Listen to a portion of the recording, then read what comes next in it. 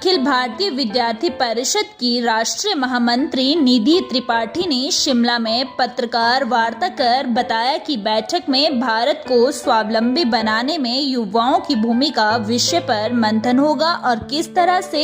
युवा दूसरों को भी रोजगार प्रदान कर सके, इस पर मंथन होगा। 25 मई को एबीवीपी की केंद्रीय कार्य समिति की बैठक होगी, जिसमें विद्यार्थी के वर्तमान विषय को लेकर चर्चा होगी। 26 मई को अभिनंदन समारोह होगा, जिसमें मुख्यमंत्री जयराम ठाकुर मुख्य अतिथि के रूप में शामिल होंगे। फैक्ट मीडिया लाइव के लिए शिमला से ब्यूरो रिपोर्ट। भारतीय विद्यार्थी परिषद के लिए ये राष्ट्रीय कार्यकारी परिषद की बैठक जो शिमला में 40 सालों के बाद हो रही है, ये अपने आप में हिस्टोरिकल है, क्योंकि ये एबीवीपी के ईयर क्लोजिंग और अगले ईयर की प्लानिंग करने का हमारी बैठक होती है। तो इसके अंतर्गत चूंकि ये अभाविप के 75वें वर्ष का भी वर्ष है, तो इस कारण से हम एबीवीपी के 75 के निमित्त अलग अलग प्रकार की योजनाएं भी इस बैठक में बनाने वाले हैं। दूसरा, इस बैठक में स्वावलंबी भारत में युवाओं का योगदान, इस विषय पर अनिल सहस्त्रबुद्धे जी जो कि एआईसीटीई के डायरेक्टर हैं, उनका भी एक भाषण होने वाला है। इस एनईसी बैठक के शुरुआत में 26 तारीख को शाम को नागरिक अभिनंदन समारोह भी होने वाला है,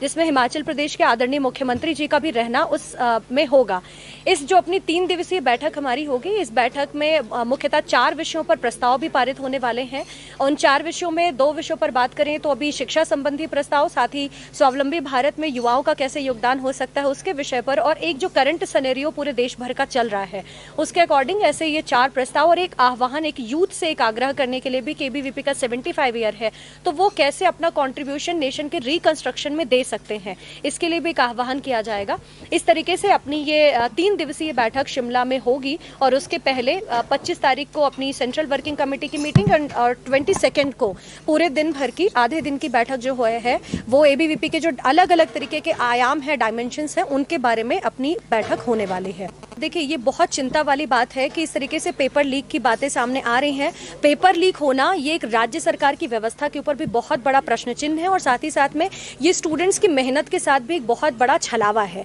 और मेरी ये मांग भी है सभी राज्य सरकारों से, विद्यार्थी परिषद इस विषय को लेकर के कंसर्न है।